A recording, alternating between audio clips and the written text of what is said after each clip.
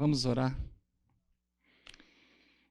Obrigado, Deus gracioso, bondoso, perdoador. Obrigado por essa manhã, por estarmos aqui diante do Senhor e da Tua palavra, orientados pelo Teu Santo Espírito, para aprender do Senhor, ó Deus. Continue nos abençoando nesse dia, nos ensinando.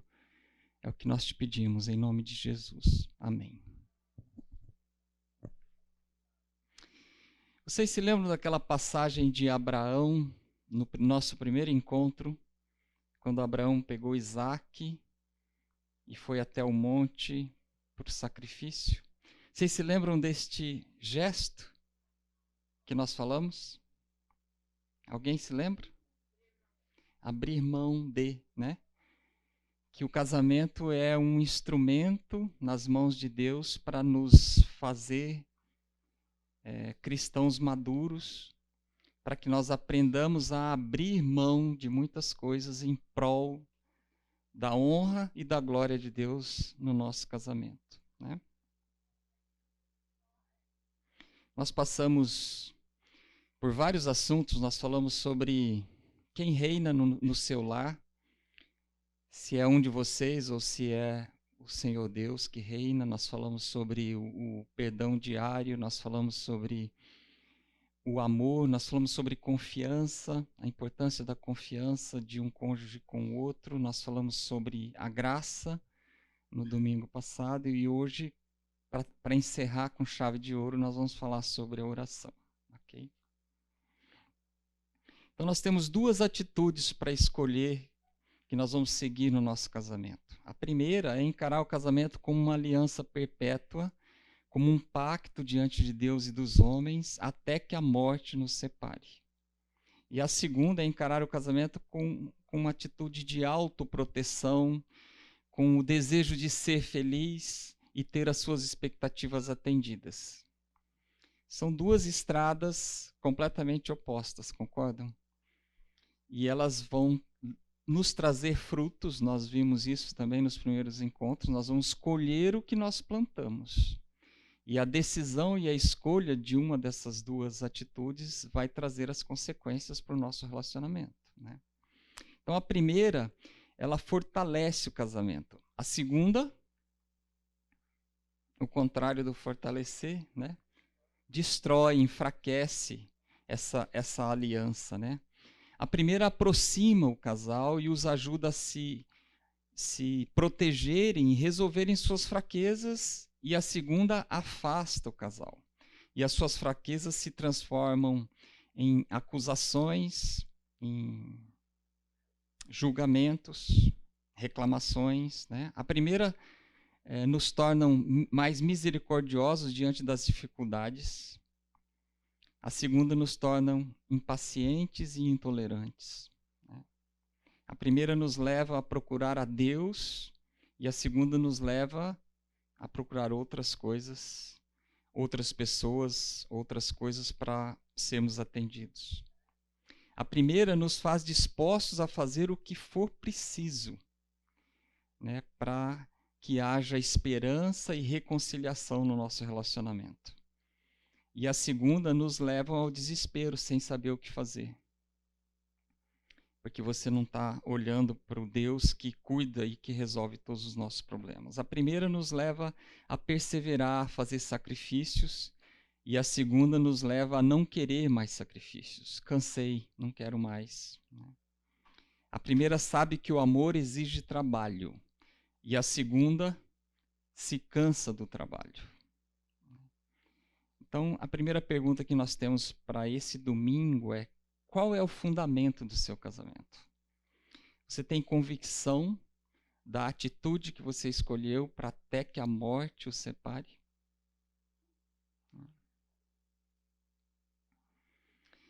Nós temos aqui uma garantia vitalícia, que nós falamos no domingo passado, que é a graça. A graça concede ao casamento uma garantia vitalícia, né?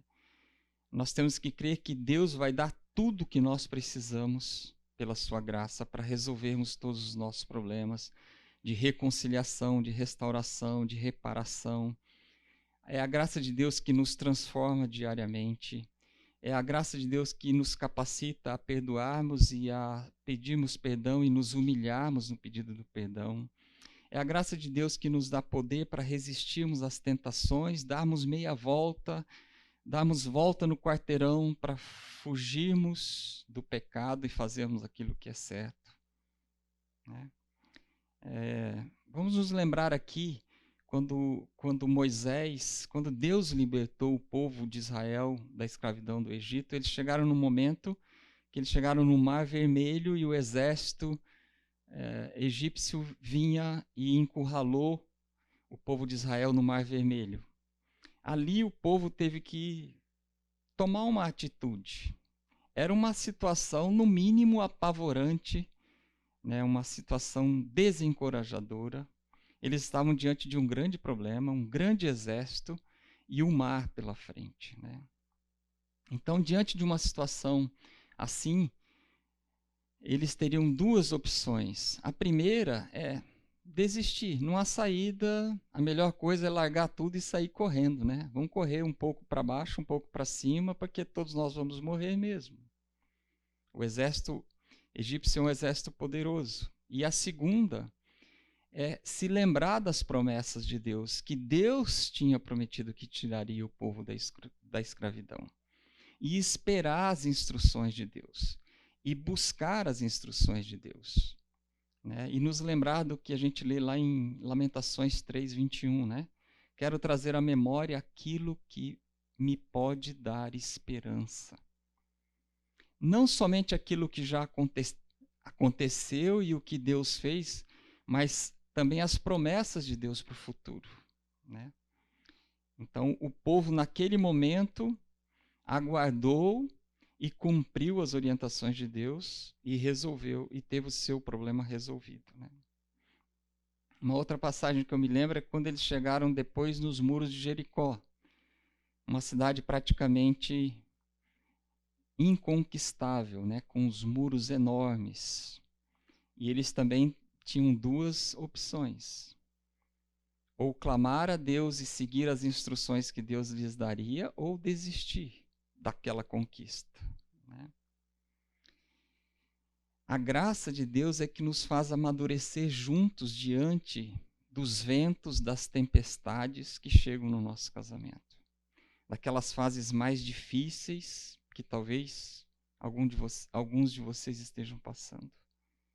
É a graça de Deus que vai fortalecer a nossa fé, que vai nos ajudar a abrir mão de muitas coisas que até então nós não estávamos abrindo. E esse amadurecimento e essas vitórias, elas virão através de um processo de seguir a mesma coisa em cada situação, que é buscar a orientação de Deus e obedecer a Deus, né? Então, a nossa expectativa é que o nosso casamento, e a gente orou hoje de manhã por vocês, que o nosso casamento seja amadurecido nesse ambiente que nós vimos aqui, num ambiente de dependência de Deus, num ambiente de trabalho, num ambiente de investimento, de sacrifício. E todos os enfrentamentos de Mar Vermelho, de muros de Jericó que nós vamos passar até o fim da nossa vida, sejam enfrentados na dependência e na graça de Deus. Essa é uma garantia que só nós, que um dia entendemos o sacrifício de Jesus no nosso lugar, temos. Não existe lugar para o medo, não existe lugar para o desespero, porque Deus está conosco. Onde que as coisas muitas vezes dão errado? Primeiro, nós temos que aceitar que nenhum casamento está seguro, né? Nós já vivemos a eternidade aqui na Terra, a partir do momento que nós recebemos o Espírito Santo. Mas desse lado de cá, ainda existem problemas e tentações diárias e ameaças diárias para o nosso casamento. Outro dia, eu e a Elane estávamos assistindo um filme onde o homem tinha adulterado. E trazendo para a vida real a reação dele era digna de dó, de misericórdia. Um momento de vergonha diante da esposa, admitindo o seu erro. E a pergunta dela, mas por quê? Por que um homem que tem uma esposa de Deus, uma auxiliadora idônea, uma companheira, que fez um voto diante de Deus, dos seus familiares, dos seus amigos, de amá-la, de ser fiel, por que esse homem comete o ato do adultério? E a pergunta dela era, por quê? E ele não sabia dizer por quê. Foi uma tentação. A gente estava o tempo todo juntos lá no trabalho e aconteceu. Então, essas tentações diárias fazem com que nós vivamos até o fim da nossa vida atentos. Atentos às raposinhas que querem entrar no nosso galinheiro, né? Atentos aos inimigos que querem destruir o nosso relacionamento. Nós temos que estar diariamente comprometidos, decididos, determinados a fazer do nosso casamento um relacionamento saudável. E as coisas começam a dar errado quando nós achamos que já está tudo bom, que já está ótimo. Eu sou um bom marido, eu sou um bom pai, eu sou trabalhador, eu sou uma boa esposa, sou uma auxiliadora idônea. Quando nós achamos que podemos relaxar e descansar e esquecemos do cuidado, aquele que pensa que está de pé, cuidado para que não caia. O inimigo vai querer destruir o seu casamento. Ele vai querer o tempo todo até o fim da vida de vocês.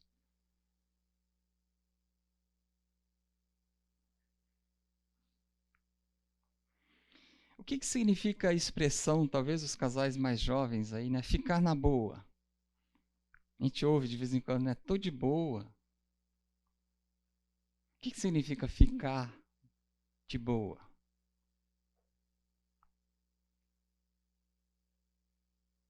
Vamos, quero ouvir de vocês. Algum jovem aí. Sem preocupações. Não ligar para nada. Uhum. Não estou afim de nada. Vou ficar por aqui. Oi? Tá bom do jeito que tá. Uhum. Deixa a vida me levar. Então, a gente começa a ficar na boa, por exemplo, quando a gente compra um carro novo, né? Você mantém ele limpinho, aquele cheirinho de novo, né? Leva nas revisões. E à medida que os anos vão se passando, você pode, no meu caso, eu fico descuidado. Lá em casa, quem gosta de carro é a minha esposa. Então, eu fico... Ontem mesmo ela estava olhando um carro, eu falei, que carro é esse? Eu nem sei que carro é esse, né? Aí ela falou que carro era. Aí ela olhava. Esse aqui é manual, não é automático, mas está inteirinho, tá, né? Aí eu virei para ela e falei assim, você está procurando carro para comprar? Não estou sabendo, a gente acabou de comprar um carro para você, né? Não estou não, só estou olhando. Aí ela falou, olha, eu vou te lembrar das coisas que eu gosto de olhar. Carro, né? Planta de apartamentos e de casas, porque ela fez um pouco curso de arquitetura, infelizmente acabou parando.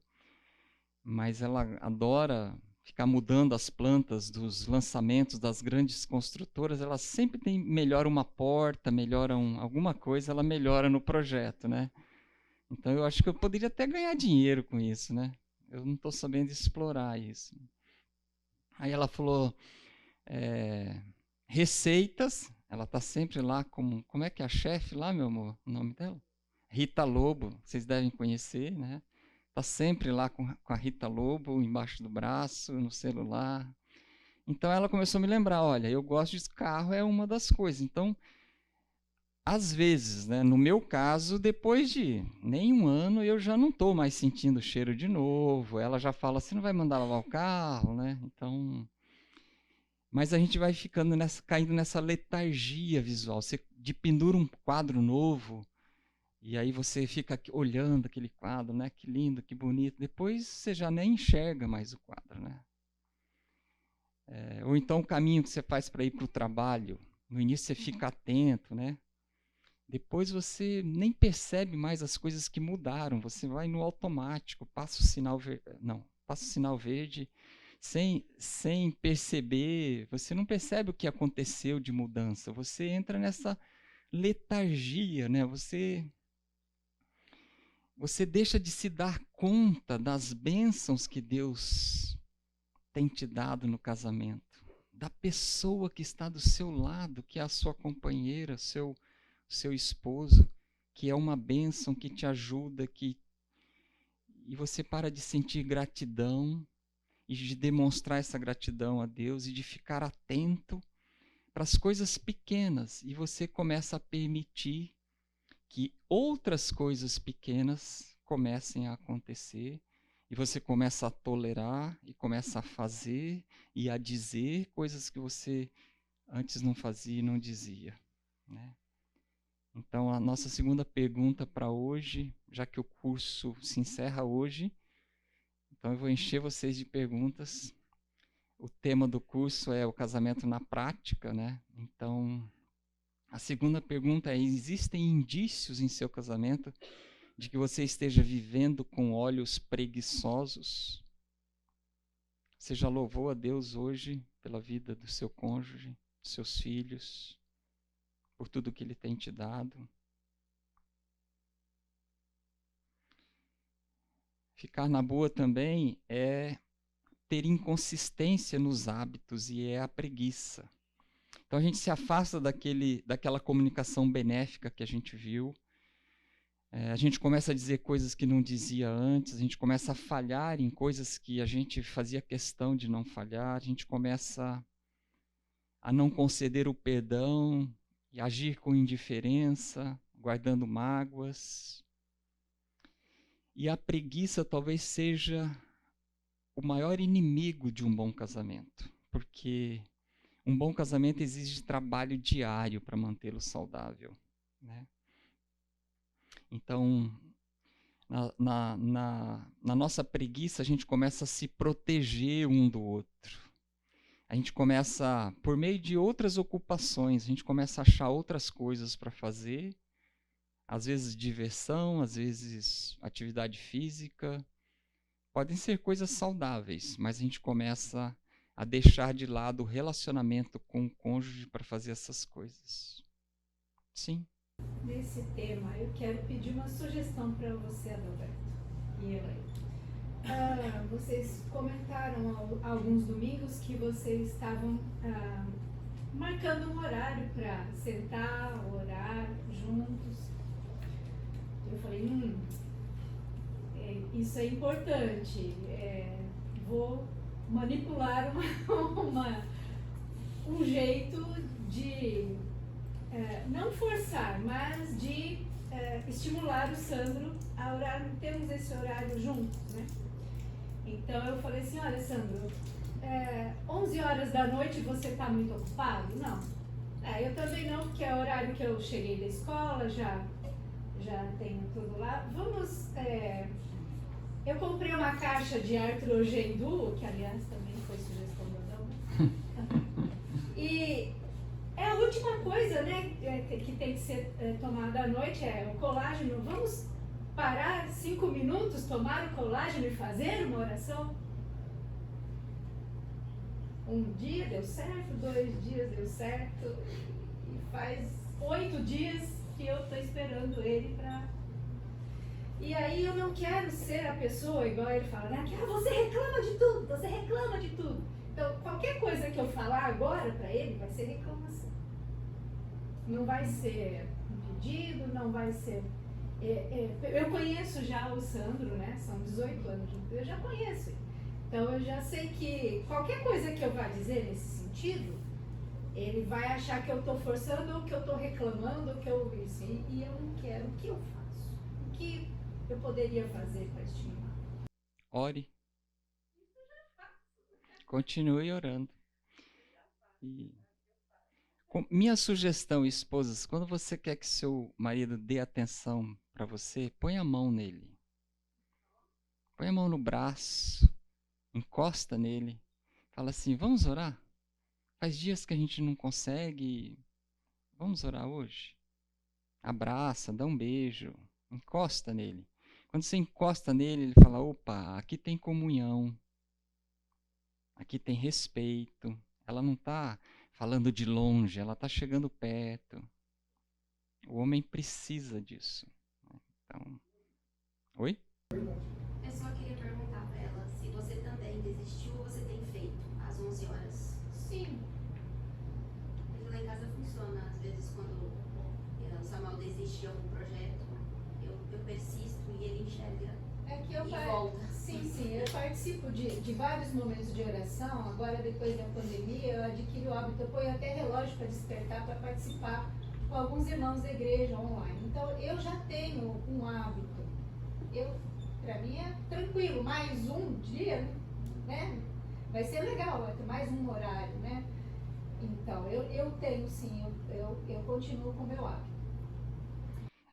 Todos nós vamos ter sempre um ponto ou outro. Se a gente for pedir para o Sandro vir aqui e falar assim, fale alguma coisa que mostre talvez inconsistência de hábitos da Lígia. Se eu pedir para a Elaine falar, qualquer um, se eu pedir para vocês falarem, vai existir. Né? Então aí entra, nós estamos dispostos a ter consistência e investir e trabalhar para o nosso casamento. Então vamos continuar. Se você acha que é um projeto que vai fazer bem para o relacionamento de vocês, não desista. Não reclame, não acuse, não aponte o dedo, mas não desista. Né? A impaciência. Deus quer que o casamento seja um instrumento nas mãos dele para nos socorrer, para transformar a nossa vida, para tirar-nos da escravidão do nosso ego. Né? Então, o alvo de Deus é transformar o nosso coração usando o casamento. Depois, quando vem os filhos, é usando os filhos. Né? Eu acho que a gente entende completamente o evangelho de Deus parcialmente quando a gente casa e completamente quando vem os filhos. Né? Então, o alvo dele é a nossa santidade, é nós sermos cada vez mais parecidos com o Senhor Jesus. E Pedro fala lá em 2 Pedro, capítulo 1, versículo 4, ele fala, pelas quais nos têm sido doadas as suas preciosas e muito grandes promessas, para que por elas vos torneis coparticipantes da natureza divina. Nós temos que crer nas promessas de Deus, no amor dele, no interesse dele, nas nossas vidas, para que nós sejamos uma bênção na vida do nosso cônjuge. E entrando no nosso assunto de hoje, então, a importância de estarmos sempre de olhos bem abertos e de joelhos. Né?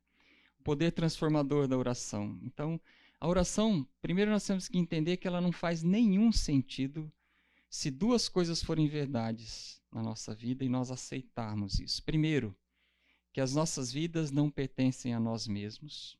Né? Lembrando lá de Romanos 11:36, porque dele, por meio dele, para ele são todas as coisas, glória, pois, a ele eternamente. E a segunda coisa é que, por causa do pecado, nós somos carentes em todos os sentidos. Nós não fomos feitos para viver de forma independente de Deus. Nós não vamos a lugar nenhum independentes de Deus. Né? Por quê? Porque na nossa natureza divina, nós desejamos o que não deveríamos desejar. Nós falamos o que não deveríamos falar. Nós agimos de uma maneira que não deveríamos agir. Nós precisamos de ajuda, nós precisamos ser socorridos por Deus. Nós precisamos da sabedoria, nós precisamos da força de Deus. E o Senhor Jesus, ele não está do nosso lado. Concordam? Ele está em nós. O Espírito Santo habita dentro de nós. Ele vive em nós. Ele é o nosso conselheiro. Ele é o nosso protetor, Ele é o nosso advogado, Ele é o nosso professor, nosso guia, nosso amigo, nosso irmão mais velho. Nele nós vivemos, nos movemos e existimos. Né? Em Atos 17, 28, Paulo fala isso. Pois nele vivemos e nos movemos e existimos. Por isso nós temos que ir até ele em oração. Hebreus 4,16 fala do trono, né, de Deus. Fala, acheguemo-nos, portanto, confiadamente ao trono de graça e misericórdia, a fim de recebermos misericórdia pelos pecados que nós cometemos e acharmos graça para o momento oportuno. Mas a oração, ela faz algo mais. Ela nos lembra da realidade do nosso casamento.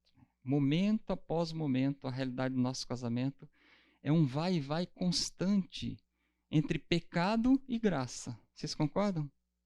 No momento, estamos pecando, estamos nos espinhando, está saindo, às vezes a gente usa esse termo lá em casa, está dando choque.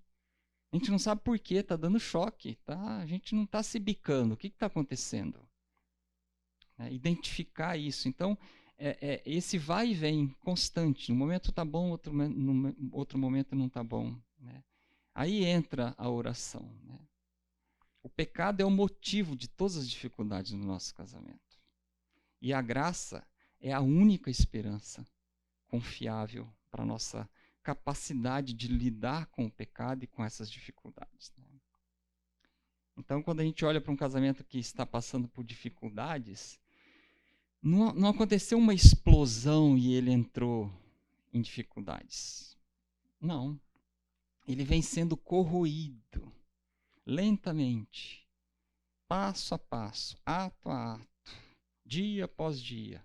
Ele vem sendo corroído e aí chega no momento que um é invisível para o outro, um não se importa mais com o outro e o casamento acabou.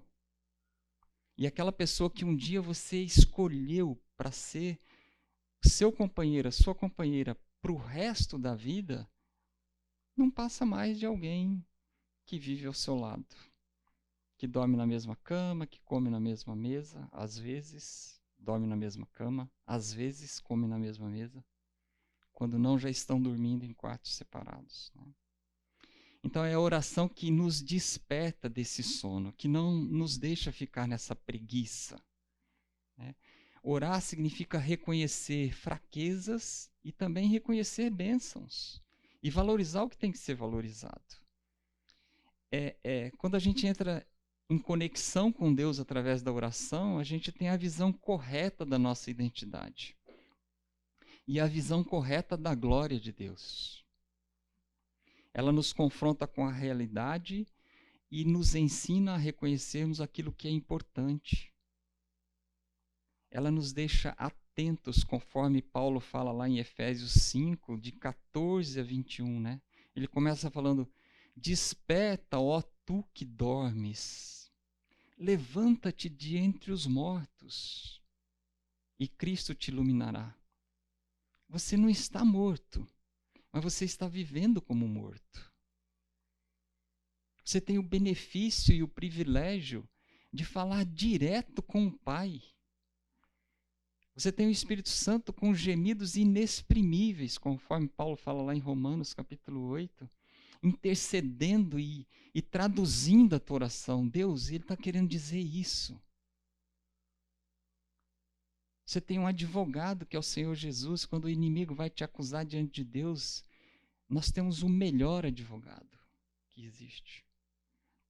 E por que nós não usamos isso? Por que nós estamos dormindo como se nós estivéssemos mortos? Nós somos vivificados, justificados através do Espírito Santo. Depois ele continua, portanto, vede prudentemente como andais, não como nécios, e sim como sábios, remindo o tempo, porque os dias são maus. Por essa razão não vos torneis insensatos, mas procurai compreender qual a vontade do Senhor. E não vos embriagueis com vinho, no qual há dissolução, mas enchei-vos do Espírito, falando entre vós com salmos e entoando louvores de coração ao Senhor com hinos e cânticos espirituais, dando sempre graças por tudo a nosso Deus e Pai, em nome do nosso Senhor Jesus Cristo. E ele termina sujeitando-vos uns aos outros no temor de Cristo. E aí ele começa a falar da esposa, se sujeite ao seu marido, os filhos aos pais, os servos aos senhores.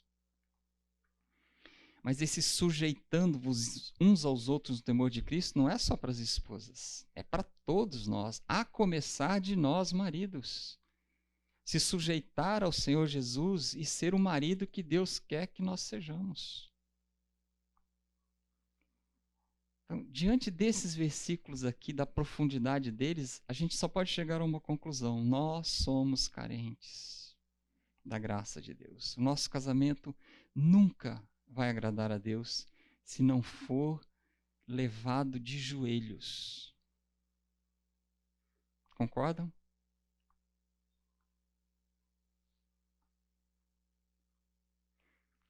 O poder e a proteção da oração matrimonial. Vamos olhar para a oração do Pai Nosso, que o Senhor Jesus nos ensinou lá no Sermão do Monte, Mateus 6. Ele fala assim: Pai nosso que estás no céu. Ele começa falando isso.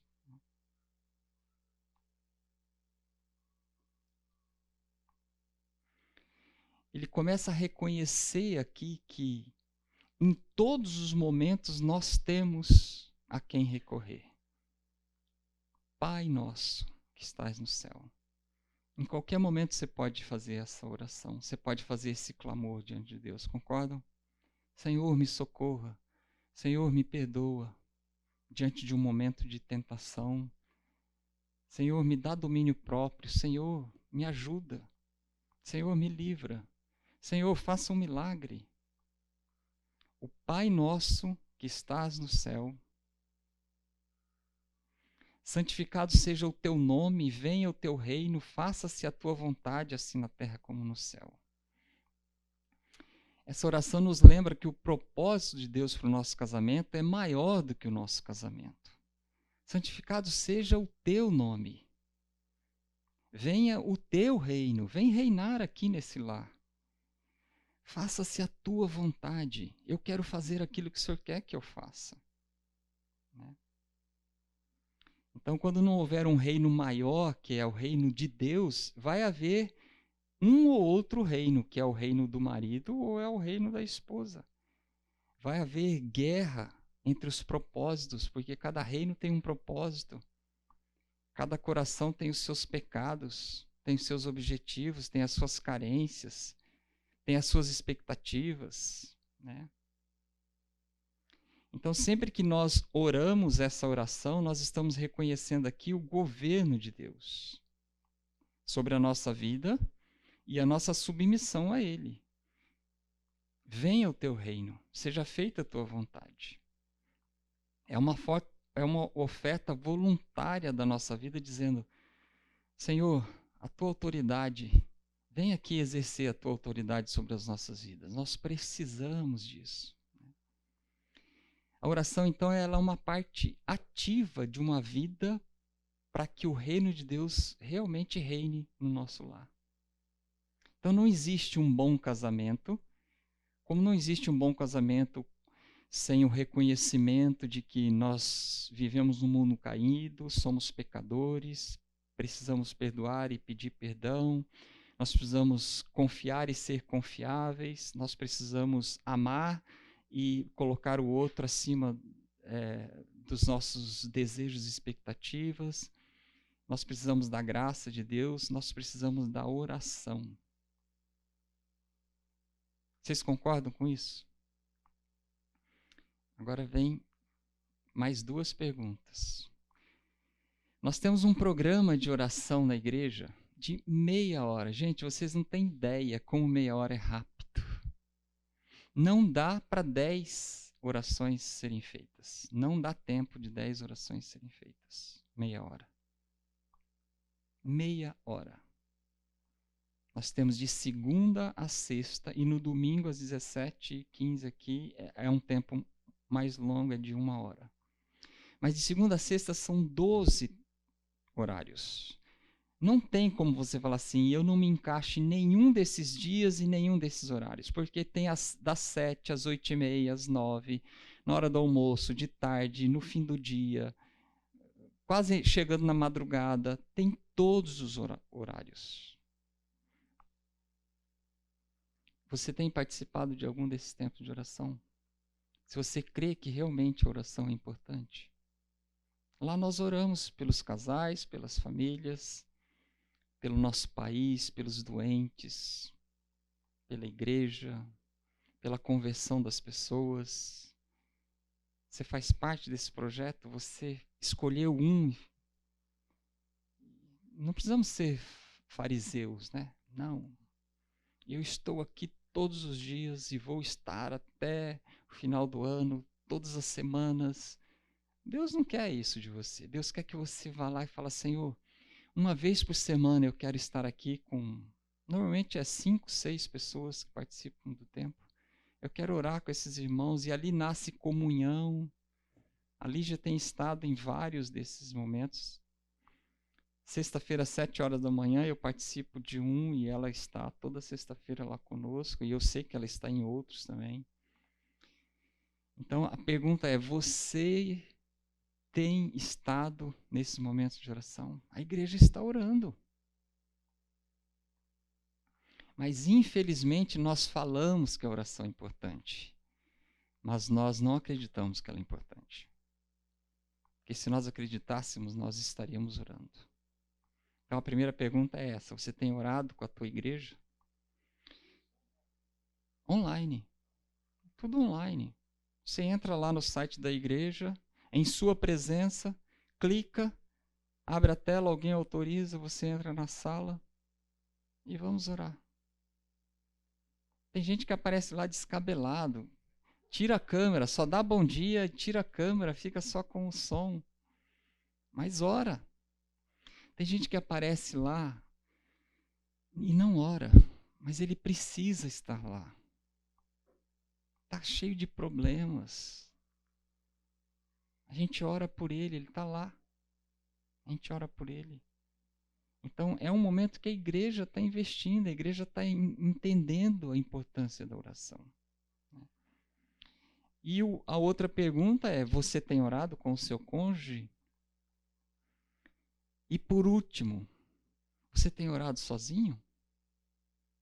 Você já orou hoje?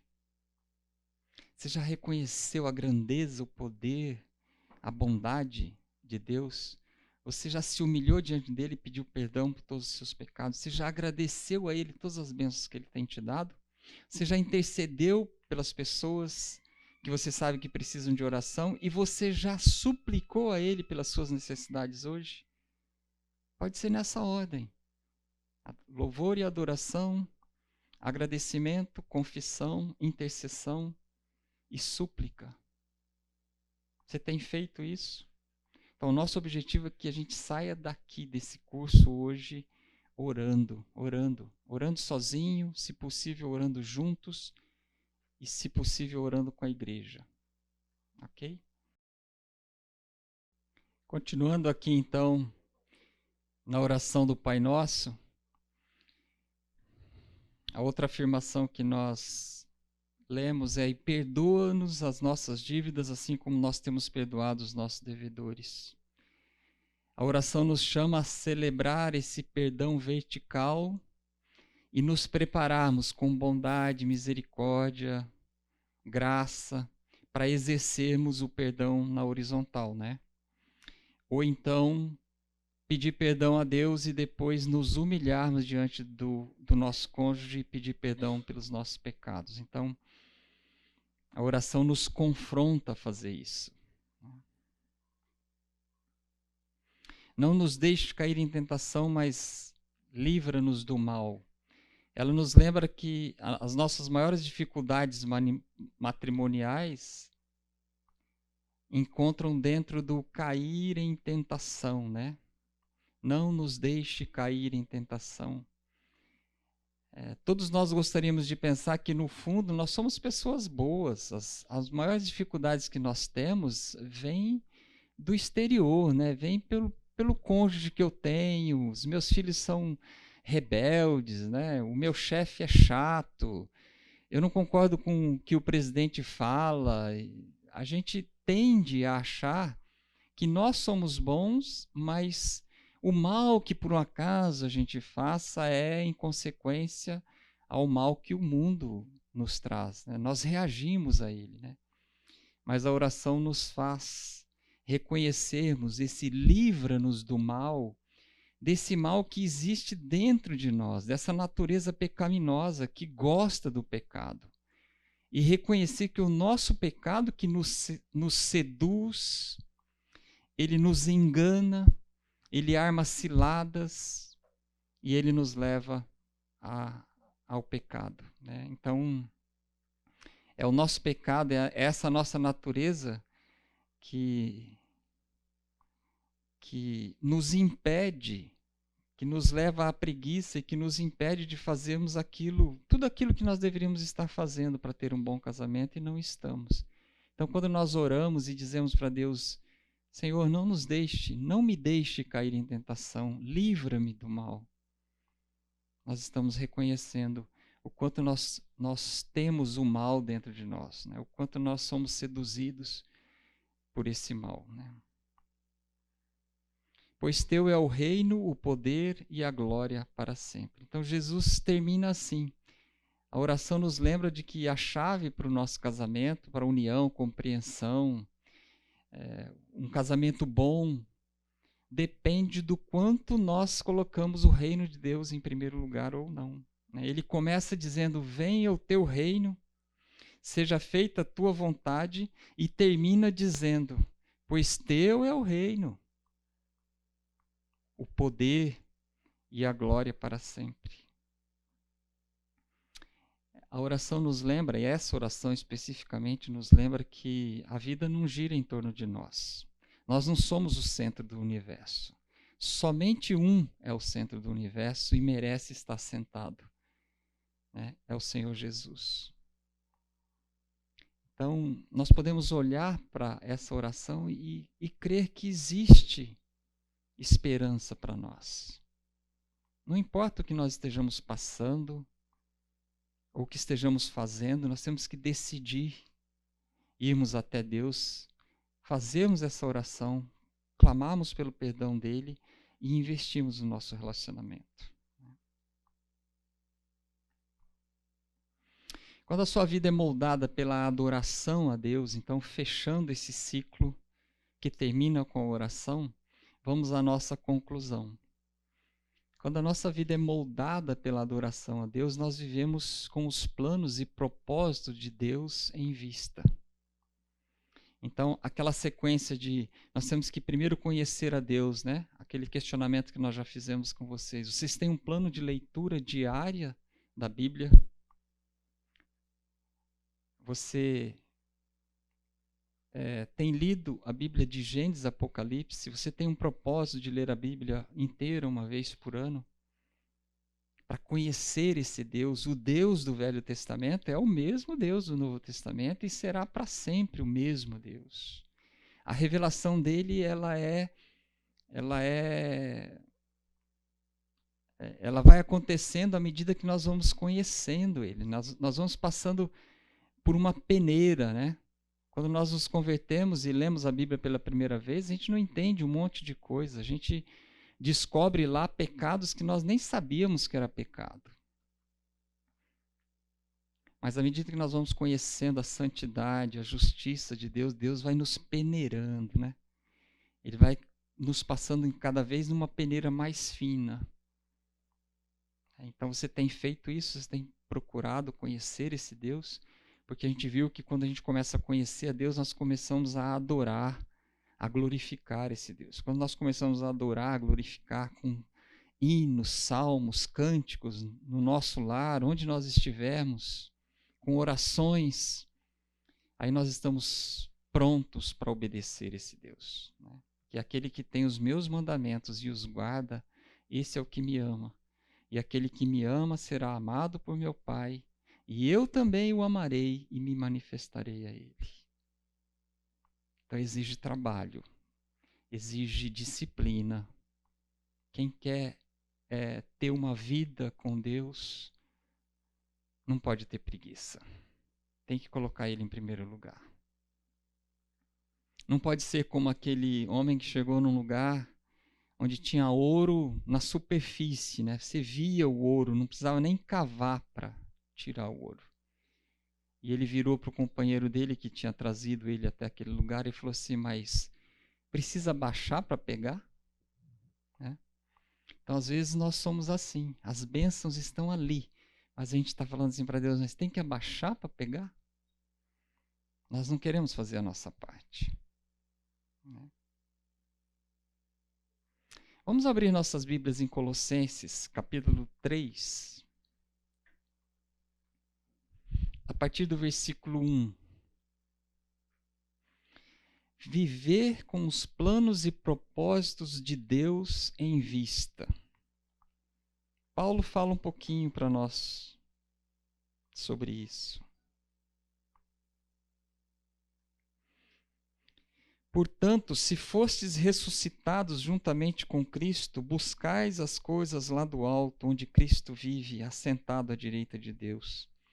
Pensai nas coisas lá do alto, não nas que são aqui da terra, porque morrestes e a vossa vida está oculta juntamente com Cristo em Deus. Quando Cristo, que é a nossa vida, se manifestar, então vós também sereis manifestados com ele em glória. Quem não quer isso, né? Que promessa! Nós cremos nisso. Fazei, pois, se você crê nisso, você quer viver uma vida seguindo os planos e os propósitos de Deus, ele fala, fazei, pois, morrer a vossa natureza terrena, prostituição, impureza, paixão lasciva, desejo maligno e a avareza, que é a idolatria. Por estas coisas é que vem a ira de Deus sobre os filhos da desobediência. Ora, nessas mesmas coisas andastes vós também noutros tempos, quando vivíeis nelas. Agora, porém, despojai-vos igualmente de tudo isso: ira, indignação, maldade, maledicência, linguagem obscena no vosso falar. Não mintais uns aos outros, uma vez que vos despistes do velho homem com os seus feitos, e vos revestistes do novo homem que se refaz para o pleno conhecimento, segundo a imagem daquele que o criou. Onde não pode haver grego nem judeu, circuncisão nem incircuncisão, bárbaro, cito, escravo, livre, porém Cristo é tudo e em todos. E aí ele termina dizendo, revesti-vos, pois, como eleitos de Deus, santos e amados, de ternos afetos de misericórdia, de bondade, de humildade, de mansidão, de longanimidade. Suportai-vos uns aos outros, perdoai-vos mutuamente, caso alguém tenha motivo de queixa contra outrem. Assim como o Senhor vos perdoou, assim também perdoai vós. Acima de tudo, isto, porém, esteja o amor, que é o vínculo da perfeição.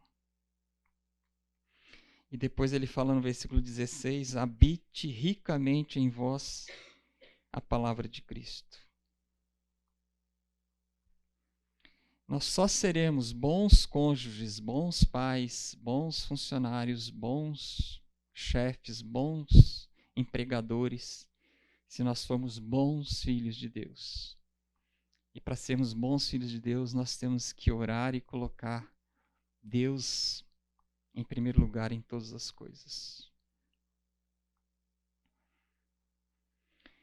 E o segundo ponto é que quando a sua vida é determinada pela adoração a Deus, você não tenta fazer o trabalho dele. Às vezes nós ficamos tentando fazer isso dentro do nosso casamento. Nós ficamos tentando transformar o nosso cônjuge naquela pessoa que nós achamos que ele deve ser. A gente só consegue através da internet, da mídia, do Photoshop, tirar as listrinhas da zebra e pôr um QR Code, né? A zebra moderna agora não tem mais listras, ela é cheia de QR Code, né? A gente só consegue isso artificialmente. Ninguém muda ninguém, né? Isso só vai trazer para nós frustração. É o Senhor Jesus que transforma a nossa vida. Por isso a resposta é: ore. Ore. Que Deus vai fazer a mudança de dentro para fora na vida do seu cônjuge e na sua vida.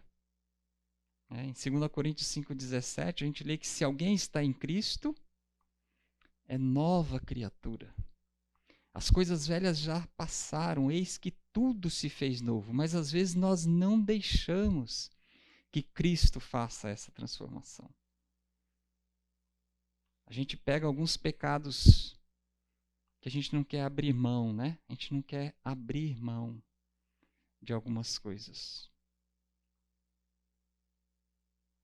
Nós temos que crer lá em Filipenses capítulo 1, versículo 6, né? Pois estou bem certo que aquele que começou a boa obra em vós há de completá-la até o dia de Cristo Jesus. É olhar para o nosso cônjuge e falar assim: você já é melhor do que você era ontem, mas você ainda não está tão bom quanto Deus vai fazer você ser amanhã.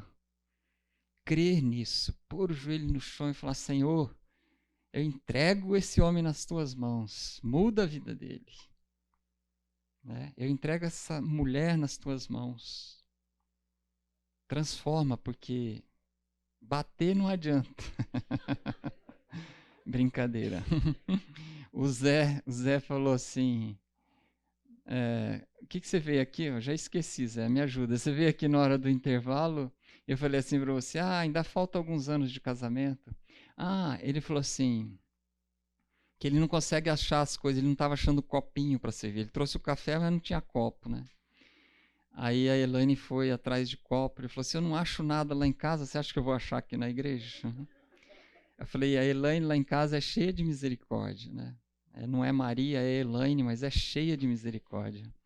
Ela põe todas as coisas em todos os lugares na altura dos meus olhos. Então, tudo que é para mim, na geladeira, no armário, no closet, em todos os lugares, é na altura dos olhos. E o que não, que ela mais vai mexer, ela sobe em banquinho, pega lá em cima, ou ela se abaixa e pega lá embaixo, né? Então, eu estava explicando para ele. E eu ainda reclamo. Às vezes eu tenho que abaixar embaixo da vez e falar assim: pô, mas tem tanta panela aqui, eu tenho que pegar aquela lá do fundo mesmo, né?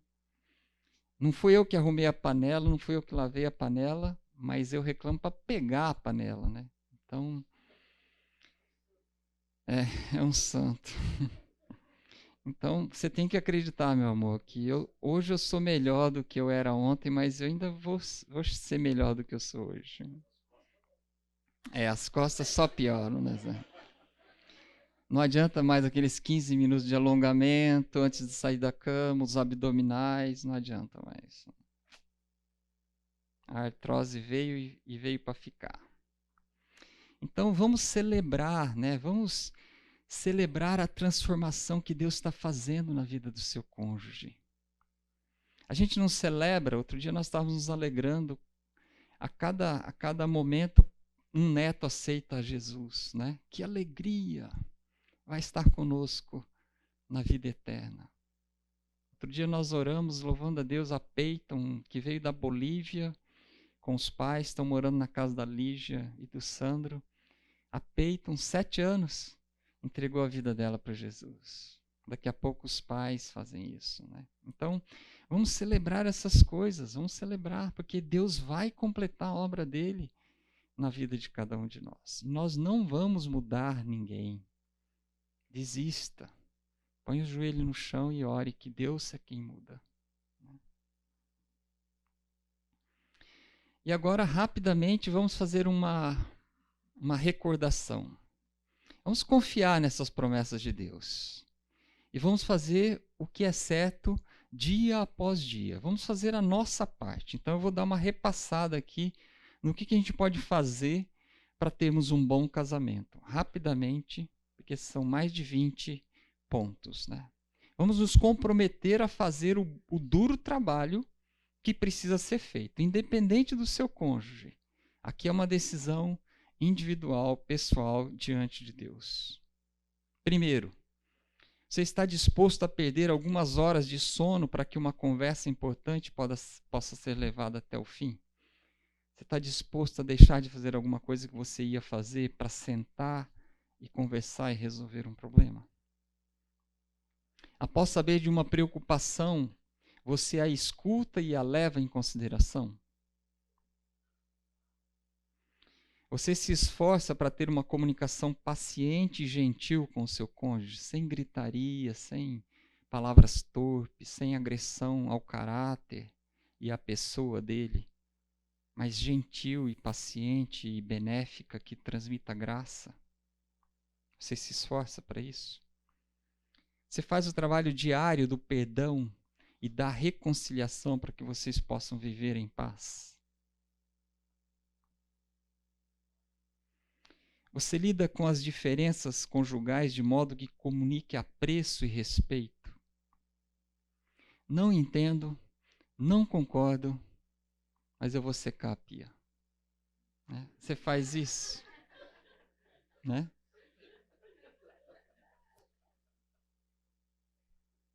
Não entendo por que você não manda lavar o carro. Eu que tenho que ficar te lembrando. E depois que eu te lembro, demora ainda uns 15 dias. Né, meu amor? Mas ainda assim, comunicar respeito, apreço. Pega no braço, dá um abraço, dá um beijinho. As diferenças, elas devem ser louvadas. Diferença não é defeito, é diferença. Diferença não é pecado, é diferença. Na diferença não existe certo e errado, é diferença. Nós somos diferentes, viemos de famílias diferentes, culturas diferentes, temos jeitos diferentes, pensamos diferentes, queremos diferentes, falamos diferentes. Um é homem e outra é mulher. Quer diferença maior do que isso? Deus nos fez diferentes. Então, no primeiro encontro nós falamos sobre isso. Louvado seja o nosso Deus, Criador, soberano. Se Ele está permitindo que nós passemos pelo que nós estamos passando, é pela soberania dEle. E é um Deus salvador. Vamos louvar a Deus por isso, né? Nós escolhemos, ainda bem, né, que nós escolhemos, o homem escolheu a mulher e a mulher escolheu o homem, né?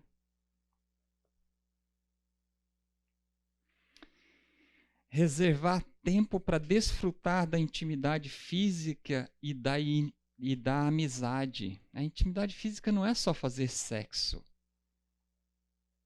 É intimidade física. É se tocar, é dar um beijo na hora que sai, dar um beijo na hora que volta. Tem esposa fazendo assim. É trazer uma rosa quando volta para casa, né? É não se esquecer disso, é investir nisso. Essa responsabilidade não é da esposa, é do marido. Criar um clima romântico dentro de casa é responsabilidade nossa, maridos. Não é o natural. Tem homem aqui que eu conheço que está aqui, nessa sala, que esquece o aniversário de casamento. Às vezes esquece o dia dos namorados. Eu não vou apontar o dedo, não vou falar quem é. Mas vocês sabem que tem. Senão depois eu vou ter que apagar. E eu tenho que ser digno de confiança desse amigo. E manda um WhatsApp bem cedinho, né? Lembra que hoje é dia dos namorados. Vai comprar orquídea. Então, é responsabilidade nossa, porque amar a sua esposa como Cristo ama a sua igreja é manter o seu lar num clima de romantismo. Elas precisam disso, senão não estaria escrito na Bíblia para nós fazermos isso. Nós, homens, podemos passar o ano inteiro sem a esposa falar eu te amo. Tudo bem. Não tem problema. Nós não ficamos carentes por isso. Mas ela tem que demonstrar que ela nos respeita. Isso nós precisamos. Se ela não demonstrar respeito, incentivo, né? Aí nós ficamos carentes. Mas elas precisam de amor. E orquídea, flores, rosas, WhatsApps, levar para jantar fora na sexta-feira, né? À noite, não na hora do almoço, gasta um pouquinho mais. Nós somos responsáveis por isso, né? Então, a intimidade física não é só o relacionamento sexual. A amizade, elas precisam entender e ver que nós somos os melhores amigos. Não é a mãe, não é a irmã, não é uma amiga da igreja. É o seu marido, né?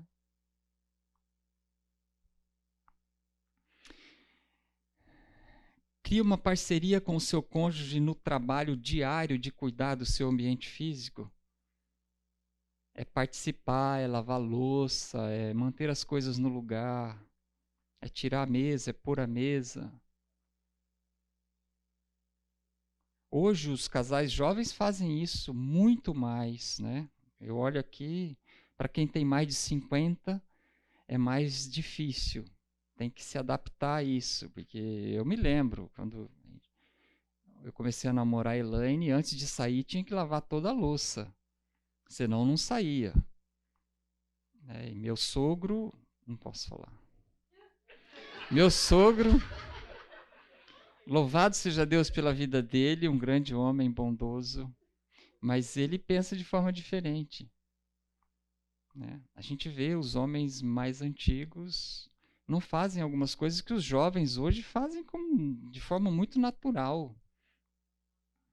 Se bem que tem avós que fazem, né? Eu tenho um amigo que ele se tornou avô agora e quando o netinho passa o dia com eles lá, quem troca de fralda é ele, não é ela, não é a avó, é o vô.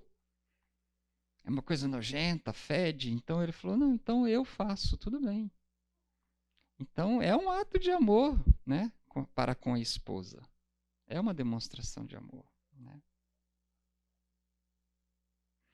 Nunca para de conquistar o seu cônjuge com romantismo. Nós temos que investir isso. Já vai, meu amor?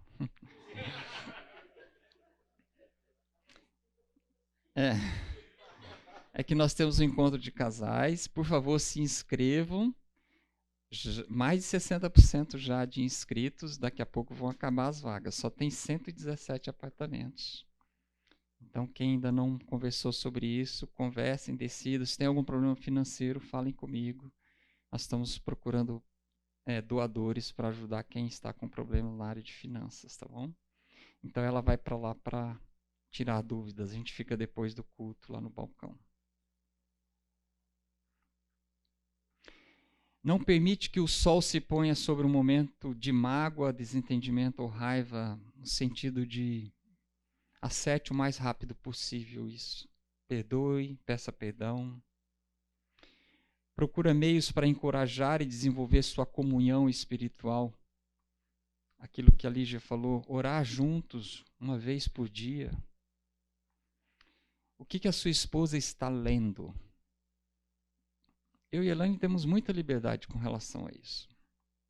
Ela tem a senha do meu celular, eu tenho do celular dela, ela tem do meu computador, eu tenho do laptop dela. Às vezes a gente passa, o que você está vendo aí? O que é isso? Entendeu?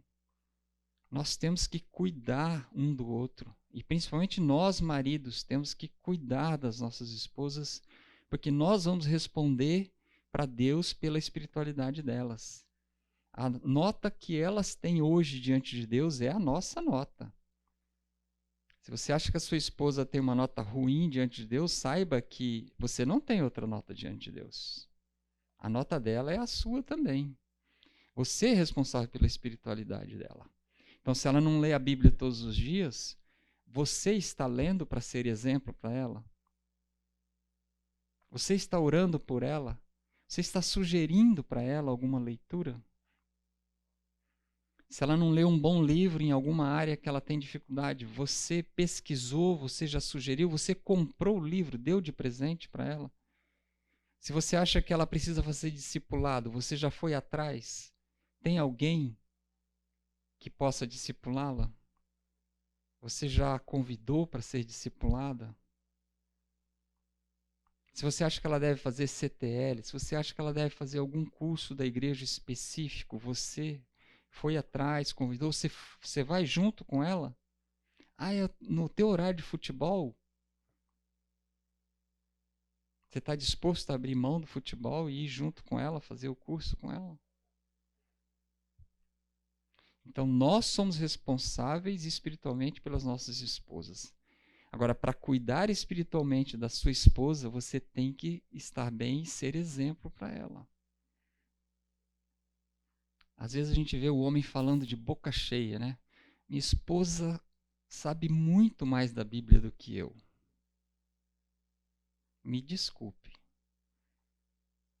Mas eu acho que você devia ficar quietinho e começar a ler a Bíblia mais rapidamente, estudar mais a palavra de Deus. E nunca mais falar isso. Porque o homem não está jogado na sarjeta e sendo denegrido na mídia porque a mídia escolheu fazer isso. Não, porque Satanás escolheu fazer isso.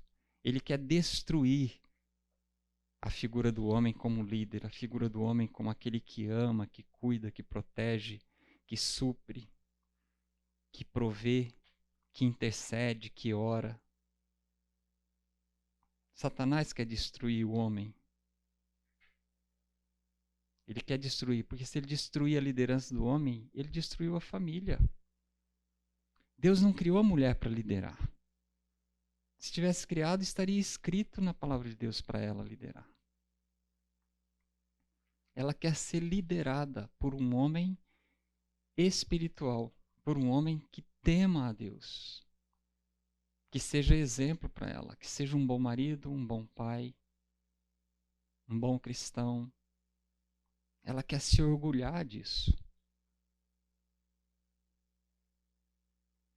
Se compromete diariamente a ignorar ofensas menores, né? Vamos brigar pelo que vale a pena, né? A gente já falou sobre isso. Evitar conflitos sobre coisas que não são importantes. Às vezes você acha que é importante. Aí você começa a pensar assim, mas espera aí, eu vivo sem isso. Ou eu convivo com isso.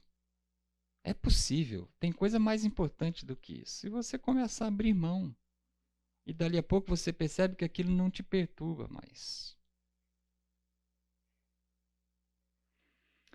Encoraja e apoia o seu cônjuge em áreas de interesse que vocês não compartilham. Aquilo que a gente já falou também. Ir num restaurante que você não gosta de ir, assistir um filme que você não prefere que seja aquele filme, ir passear no shopping, olhar a vitrine, nas férias ir para a praia ou ir para o campo. Tem tantas coisas que a gente tem que abrir mão e compartilhar, coisas que a gente não gosta de fazer. Mas a gente faz pelo outro, para fazer o outro feliz, né? Está disposto a fazer os sacrifícios necessários para garantir que o seu casamento seja tratado de modo prioritário? Em todas as áreas. Procura diariamente, por meios verbais e não verbais, comunicar o seu amor. Essa é para nós, maridos. Não foge de uma conversa até que vocês tenham chegado à união e ao entendimento. Essa também é para nós, maridos. Como nós fugimos de um confronto, né? A gente já falou sobre isso também. Alguns vão para o bar, outros vão para o esporte, outros vão para a academia, outros vão para o trabalho. Alguns saem sem bater a porta, outros saem batendo a porta. Alguns levantam a voz, outros não. Enfrentar as conversas. Sentar e conversar. Acho que eu contei para vocês daquele amigo que criou a poltrona da conversa, né, na sala de televisão. Então, ele comprou uma poltrona para ele, né? E ele senta na poltrona antes de ligar a televisão para assistir qualquer coisa. Pode ser o jogo de futebol do time dele, qualquer coisa. O tempo é para a esposa. Tem alguma coisa que você gostaria que nós conversássemos antes de eu ligar a televisão? Que mau exemplo esse cara está dando para a gente. Não. Que bom exemplo ele está dando para a gente, né? Se ela falar, não, tudo bem. E muitas vezes tem alguma coisa, mas ela pode deixar para depois, porque vai começar o jogo, né, do meu Corinthians, que perdeu de 3-0 para o Palmeiras ontem. E ela deixa, por misericórdia, né?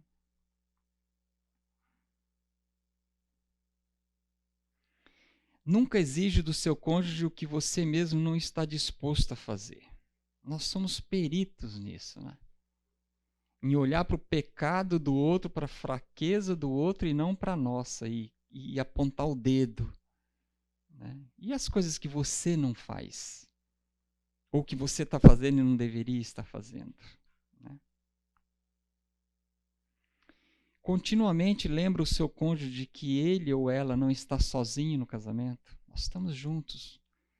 Nós somos uma só carne, um só time. Nós vamos estar juntos até que a morte nos separe. É muito importante que o seu cônjuge saiba disso. Diga isso até que ele acredite realmente nisso. Só a morte vai nos separar. Nós vamos resolver todos os outros problemas. Conversem. Se é na área financeira, conversem. O plano A é esse, o B é esse, o C é esse.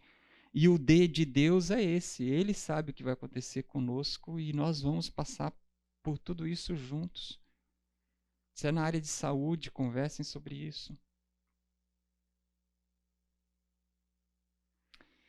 Faz coisas que normalmente não faria porque elas simplesmente deixam seu cônjuge feliz. Anotar na agenda coisas que são importantes, detalhezinhos. Coisas que você acha que não são importantes para você, mas são muito importantes. Pô, você lembrou? Achei que você nem fosse fazer.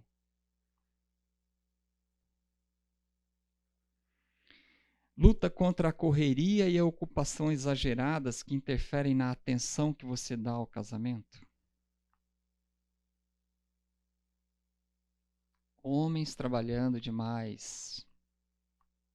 Né? Temos que estar atentos a isso. Antes de sermos um bom profissional, e Deus quer que sejamos bons profissionais, nós somos primeiro, nós somos filhos de Deus. E as coisas de Deus devem estar em primeiro lugar. Segundo, nós somos marido de alguém que está em casa, sozinha. E em terceiro, normalmente nós somos pais de crianças que estão em casa também esperando pelo pai. Então nós temos que ganhar dinheiro com o tempo correto, a atitude correta, com a dose correta.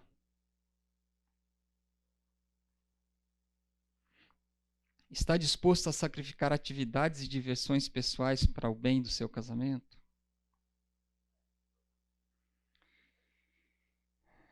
Trabalha para que o seu cônjuge tenha o tempo livre, o descanso e a privacidade que precisa? Às vezes as esposas precisam disso, né? De ter um tempinho sozinha. Outro dia minha filha veio passar 2 dias com a gente e a gente desceu com as crianças lá no playground de onde a gente mora e ela desceu a pé. Ela precisava caminhar um pouco, porque com 4 crianças não sobra muito tempo para ela caminhar e fazer atividade física, né? Então ela desceu, depois ela subiu a pé, um tempo só para ela. Então você, marido, tem feito isso? Olha, eu fico com as crianças, vai passear um pouco no shopping, sai com a sua amiga, vai tomar um café, né? Vai lá na sua mãe.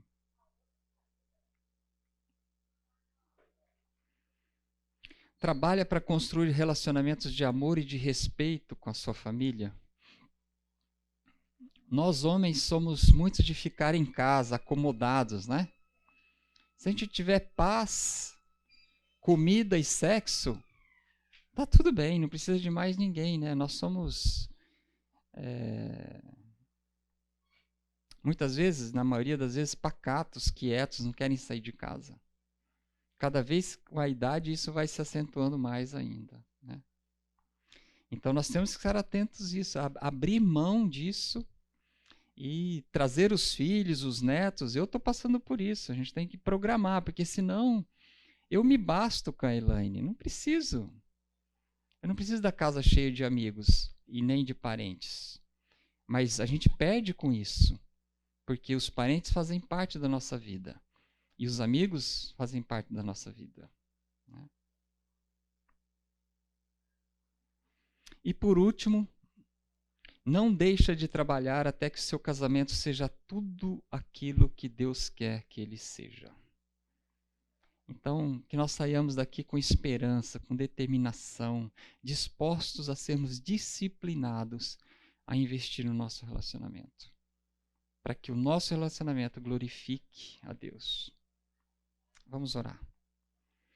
Obrigado, Senhor, porque na Tua palavra nós encontramos orientação, porque ela é luz para o nosso caminho, ela é lâmpada para os nossos pés. Nela nós encontramos a Tua vontade. Capacita-nos, ó Deus, a fazermos a Tua vontade, a Te agradarmos em todas as coisas. É o que nós te pedimos, em nome de Jesus. Amém.